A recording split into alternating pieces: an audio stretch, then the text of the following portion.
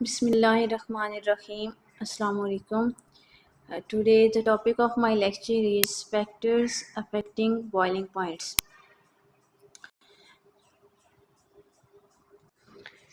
इससे पहले हमने बॉइलिंग पॉइंट वाला टॉपिक पढ़ा।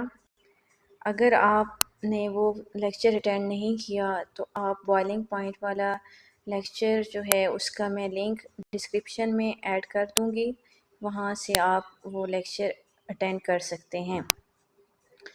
तो हम कह रहे हैं फैक्टर्स अफेक्टिंग बॉइलिंग पॉइंट की सिग्निफिकेंट प्रिंसिपल्स। देखें, डायरेक्ट रिलेशनशिप है। इसमें हम कुछ 2-3 पॉइंट्स पढ़ेंगे कि बॉइलिंग पॉइंट को कौन कौन सी चीज़ें अफेक्ट करती हैं। Stronger intermolecular forces lead to low vapour pressure resulting a higher boiling point. जितनी स्ट्रॉन्ग इंटरमॉलिक्यूलर फोर्सेस होंगी लिक्विड में, उतना कम वेपर प्रेशर होगा, उतना ही ज़्यादा बॉइलिंग पॉइंट होगा। Let us consider an example. ये हमारे पास एक बीकर है, इसमें फॉर एग्जांपल एक सॉल्वेंट है, कोई लिक्विड है, वाटर भी हो सकता है और भी कोई लिक्विड हो सकता है। अब जब हम इस लिक्विड को हीट करेंगे, ठीक है, इस लिक्विड को हीट करेंगे तो आहिस्ता आहिस्ता इस लिक्विड के मॉलिक्यूल्स में जो फोर्सेस हैं, इंटरमॉलिक्यूलर फोर्सेस, वो टूटना शुरू हो जाएंगी, ब्रेक होना शुरू हो जाएंगी। वो फोर्सेस जब ब्रेक होने शुरू हो जाएंगी तो वो मॉलिक्यूल्स जो हैं हीट की वजह से रैंडम मोशन में चले जाएंगे, यानी वो मॉलिक्यूल्स रैंडमली मूव करेंगे। जब वो रैंडमली मूव करेंगे, काइनेटिक एनर्जी गेन करते हुए वो वेपर्स में कन्वर्ट होंगे। इन सिंपल वर्ड्स, जब हम लिक्विड को हीट करेंगे तो मॉलिक्यूल्स ऑफ लिक्विड वेपर्स में कन्वर्ट होंगे, और अगर मॉलिक्यूल्स के दरमियान फोर्सेस जो हैं वो स्ट्रॉन्ग हुई तो फिर हमें ज़्यादा हीट देना पड़ेगा मॉलिक्यूल्स को वेपर्स में कन्वर्ट करने के लिए। इसी वजह से अगर स्ट्रॉन्ग इंटरमॉलिक्यूलर फोर्सेस हो तो हायर बॉइलिंग पॉइंट होता है, यानी बहुत ज़्यादा हम हीट देते हैं तब हमें बॉइलिंग पॉइंट अचीव होता है। और लो वेपर प्रेशर होता है, यानी जब हम हीट करेंगे तो काफ़ी टाइम के बाद इंटरमॉलिक्यूलर फोर्सेस ब्रेक होंगी ज़्यादा हीट लेने पे, और वेपर्स में जब मॉलिक्यूल्स कन्वर्ट होंगे तो वो काफ़ी टाइम के बाद कन्वर्ट होंगे, यानी इतने ज़्यादा वेपर्स जनरेट नहीं होंगे। हम ये नहीं कह सकते कि हम थोड़े से हीट देंगे तो वो लिक्विड जिसमें स्ट्रॉन्ग इंटरमॉलिक्यूलर फोर्सेस हैं वो वेपर्स में कन्वर्ट होने लग जाएगा।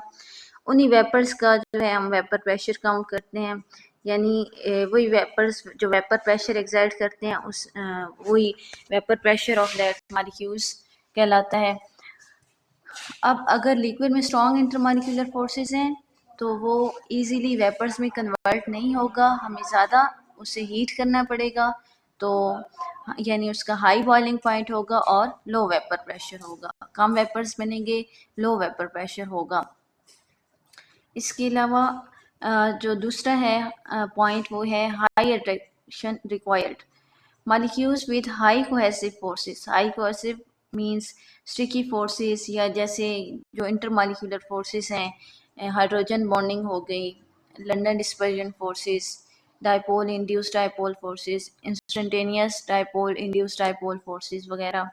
तो ये जो अगर ऐसे मॉलिक्यूल्स जिनमें हाई कोहेसिव फोर्सेस होंगी नीड मोर काइनेटिक एनर्जी, उनमें ज़्यादा काइनेटिक एनर्जी रिक्वायर होगी, यानी ज़्यादा हीट रिक्वायर होगी to transition from liquid to gas phase. Again वही फर्स्ट पॉइंट ही है ऑलमोस्ट, कि अगर स्ट्रॉन्ग मॉलिक्यूल्स एक लिक्विड है, उसके मॉलिक्यूल्स में अगर स्ट्रॉन्ग इंटरमॉलिक्यूलर फोर्सेस हैं, यानी मॉलिक्यूल्स के दरमियान स्ट्रॉन्ग इंटरमॉलिक्यूलर फोर्सेस हैं, तो हमें ज़्यादा हीट देना पड़ेगा, हाई काइनेटिक एनर्जी प्रोवाइड करनी पड़ेगी कि उस लिक्विड को हम लिक्विड स्टेट से गैसियस फेज या वेपर स्टेट में चेंज करें। और वाटर का कंपैरिजन अगर करें, the high boiling point of H2O, जो वाटर का हाई बॉइलिंग पॉइंट है 100 degree Celsius, points directly to strong hydrogen bonds. ये इसमें स्ट्रॉन्ग हाइड्रोजन बॉन्ड्स होते हैं compare to ethanol and methanol. अच्छा, वाटर का बॉइलिंग पॉइंट हाई इसलिए है क्योंकि इसमें स्ट्रॉन्ग हाइड्रोजन बॉन्ड्स हैं एज़ कम्पेयर टू अल्कोहल्स, जैसे एथेनॉल हो गया, मेथनॉल, इनमें इतने स्ट्रॉन्ग बॉन्ड्स नहीं हैं, जबकि वाटर में स्ट्रॉन्ग बॉन्डिंग है और वो हाइड्रोजन बॉन्डिंग है, तो इसके मॉलिक्यूल्स को ब्रेक करने के लिए हमें ज़्यादा हीट देनी पड़ती है, इस वजह से इसका बॉइलिंग पॉइंट 100 डिग्री सेल्सियस है। नेक्स्ट हमारे पास ये लिखी हुई भी हैं boiling points of different liquids. इसमें एसिटिक एसिड का है, और एसीटोन का है, बेंजीन, कार्बन डाइसल्फाइड, ये सारे इनके बॉइलिंग पॉइंट्स हैं, ये आपकी बुक में भी मेंशन है। और इसके अलावा हमारे पास कार्बन टेट्राक्लोराइड है, एथेनॉल और नेप्थलीन है। आप देखें ना, एथेनॉल का बॉइलिंग पॉइंट 78.30 है, जो कि वाटर से कम है। इसी तरह ये वाटर का 100 डिग्री सेल्सियस है। तो डिफरेंट लिक्विड्स के बॉइलिंग पॉइंट्स दिए हुए हैं एट 760 टॉर, यानी नॉर्मल जो हमारा एटमॉस्फेरिक प्रेशर होता है उस पे ये डिफरेंट लिक्विड्स के बॉइलिंग पॉइंट्स दिए हुए हैं। इसके अलावा हमारे पास कुछ पॉइंट्स हैं, जैसे वेपर इक्विलिब्रियम है, वेपर इक्विलिब्रियम और थर्मोडायनेमिक इफेक्ट, ये हमने हेडिंग्स बनाई हैं। When the internal vapour pressure of a liquid is heated until it equals the external pressure, the liquid begins to boil।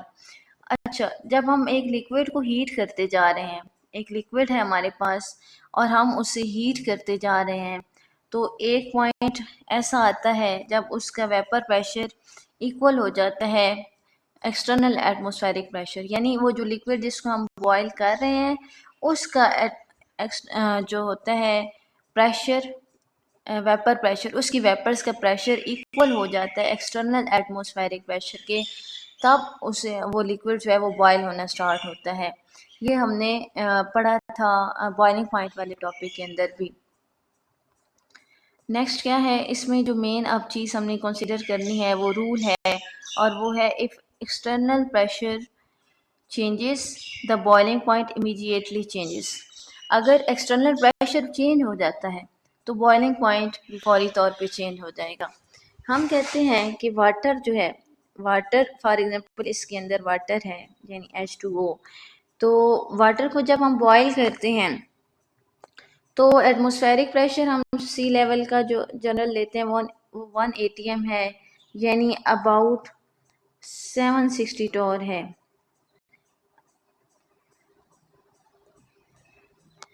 About 760 torr. तो अब होता क्या है कि हमारे पास अगर 760 टॉर पे जो वाटर है वो बॉयल हो रहा है अबाउट 100 डिग्री सेल्सियस पे, 100 डिग्री सेल्सियस, तो हम कहते हैं कि जो वाटर है अगर यही एटमॉस्फेरिक प्रेशर जो है वो चेंज कर दिया जाए, यानी चेंज एटमॉस्फेयर में वो चेंज हो, फॉर एग्जांपल वो 600 टॉर पे चला जाता है, जो उससे भी कम, तो जो बॉइलिंग पॉइंट है वो भी डिक्रीज हो जाएगा। वो 100 डिग्री सेल्सियस के बजाय वो कम टेम्परेचर पे वाटर बॉयल होगा। इसकी एग्जांपल हम नेक्स्ट आगे रीड करते हैं। अभी हम आगे नेक्स्ट स्लाइड में रीड करेंगे। इससे पहले हम ये देख लेते हैं ये चीज़, ये बात, ये रूल है जिसको आपने कंसिडर करना है।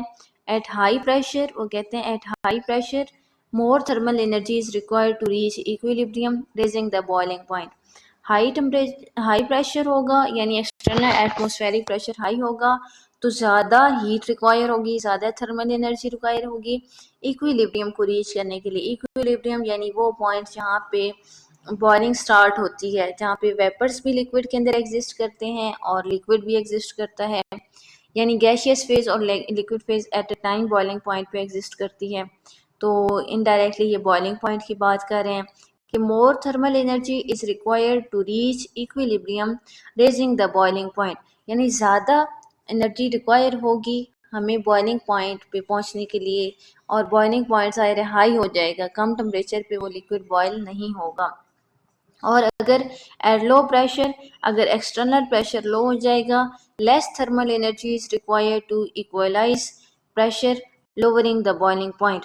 तो कम थर्मल एनर्जी रिक्वायर होगी जो प्रेशर को इक्वलाइज करने के लिए, यानी वेपर्स का प्रेशर हम कहते हैं ना जब इक्वल हो जाए एक्सटर्नल एटमॉस्फेरिक प्रेशर के, तब लिक्विड बॉयल होता है।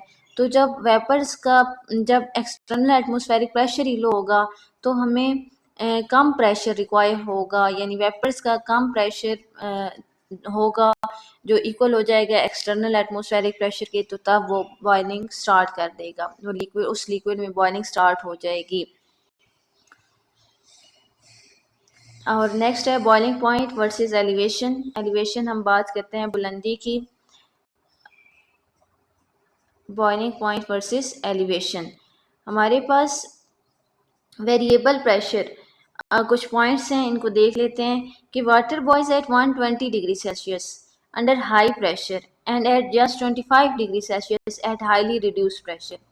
वाटर जो है वो बॉयल होता है अगर प्रेशर इंक्रीज हो जाए। हम वैसे नॉर्मली कहते हैं कि 760 टॉर प्रेशर हो, 760 टॉर अगर प्रेशर हो तो वाटर बॉयल होता है, तो वाटर बॉयल होता है कितने डिग्री सेल्सियस पे, 100 डिग्री सेल्सियस पे। लेकिन अगर यही प्रेशर रिड्यूस कर दिया जाए या यही प्रेशर फॉर एग्जांपल इंक्रीज कर दिया जाए 1489 टॉर 1489 टॉर अगर प्रेशर हो तो फिर वाटर बॉयल होता है और ज़्यादा हाई टेम्परेचर पे, यानी 120 डिग्री सेल्सियस पे। यानी एक्सटर्नल प्रेशर बढ़ने से बॉइलिंग पॉइंट भी बढ़ गया। और इसी तरह अगर एक्सटर्नल प्रेशर कम कर दिया जाए, यानी 23.7 टॉर है, एक्सटर्नल प्रेशर अगर 23.7 टॉर हो तो वाटर कम टेम्परेचर पे बॉयल होगा about 25 degree Celsius highly and at highly reduce pressure. ये देखिए ना 760 टॉर की निस्बत 23.7 हाईली रिड्यूस प्रेशर है, तो boiling point of water 100 degree Celsius से कम होके 25 डिग्री सेल्सियस हो जाता है। इसी तरह मरी हिल्स की बात करें, मरी हिल्स पे अबाउट एटमॉस्फेरिक प्रेशर जो है वो अबाउट 700 टॉर होता है। Because atmospheric pressure drops to 700 torr at Murree Hills water boils at 98 degree Celsius. चूँकि एटमॉस्फेरिक प्रेशर मरी हिल्स में ड्रॉप हो जाता है, यानी 700 टॉर तक, तो मरी हिल्स पे 100 डिग्री सेल्सियस के बजाय वाटर बॉयल होगा 98 degree Celsius. External atmospheric pressure 760 से 700 पे जा रहा है, तो बॉइलिंग पॉइंट भी 100 से 98 डिग्री सेल्सियस तक रिड्यूस हो रहा है। माउंट एवरेस्ट की बात करें तो वो और बुलंद चोटी है। At high altitudes water boils at only 69 degree Celsius.